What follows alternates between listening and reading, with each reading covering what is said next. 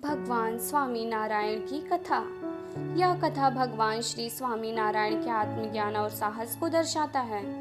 चलते चलते बाल प्रभु श्रीनगर पहुँचे और वहां पहुंचने पर शाम हो चुकी थी।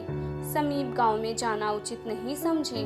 गांव के बाहर मठ के सामने एक पेड़ के नीचे अपना आसन लगाकर ध्यान में बैठ गए। मठ के समीप एक बहुत बड़ा जंगल था, जहां एक शेर रहता था, जिसके डर की वजह से कोई रात में बाहर नहीं निकलता था। गांव और मठ के सभी लोग डरते थे। भगवान स्वामी नारायण बाल प्रभु अपने ध्यान में थे कि अचानक शेर के दहाड़ने की आवाज आने लगी। मठ के महंत ने खिड़की खोलकर बाहर देखा तो उनकी नजर पेड़ के नीचे बैठे बाल प्रभु पर गई और सोचने लगे, अगर शेर आ गया तो इस बालक का क्या होगा। महंत जी ने बाहर चारों तरफ देखा और फिर दौड़कर बाल प्रभु को हिलाया और कहा, यहाँ एक शेर रहता है जो यहीं आसपास ही घूमता है, आप मठ के अंदर चलिए। महंत जी के बार बार आग्रह किया और मृत्यु का नाम लेकर भयभीत करने की भी कोशिश की, परंतु वे मठ के अंदर नहीं गए। बाल प्रभु थोड़ा मुस्कुराए और बोले, मृत्यु से मैं नहीं डरता किसी भी परिस्थिति में, आप मठ के अंदर जाकर विश्राम करिए। बालक के नम्र भाव से कही ऐसी साहसिक बातें सुनकर वे बहुत प्रभावित हुए और उन्हें लगा, यह हठी बालक अंदर मठ में नहीं आएगा।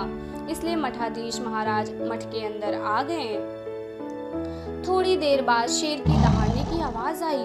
मठाधीश जी डरते हुए खिड़की से बाहर देखने लगे। उन्होंने देखा कि शेर कुछ देर तक बालक को देखकर गुर्राता रहा और फिर पालतू कुत्ते की तरह समीप आके बैठ गया। बाल प्रभु ने शेर के सिर पर हाथ फेरा और शेर कुछ घंटे उनके समीप बैठा रहा।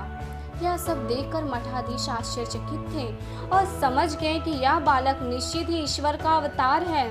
भोर होने पर जब बाल प्रभु स्नान के लिए खड़े हुए तो शेर भी उनके साथ चल दिया और कुछ दूर चलने के बाद शेर जंगल की झाड़ियों में अदृश्य हो गया। महंत जी अपने शिष्यों के साथ बाल ब्रह्मचारी से मिलने को आतुर दौड़ पड़े और बाल प्रभु के चरणों में गिरकर बोले, आप कौन हैं प्रभु?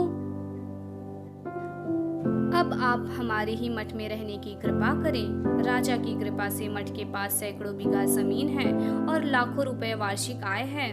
बाल प्रभु नीलकंठ ने सहज भाव से इतना ही कहा। संपत्ति की अपेक्षा होती तो संसार छोड़कर क्यों निकलता। चैनल को सब्सक्राइब कीजिए ताकि अगली आने वाली वीडियो आप आसानी से देख सकें। धन्यवाद।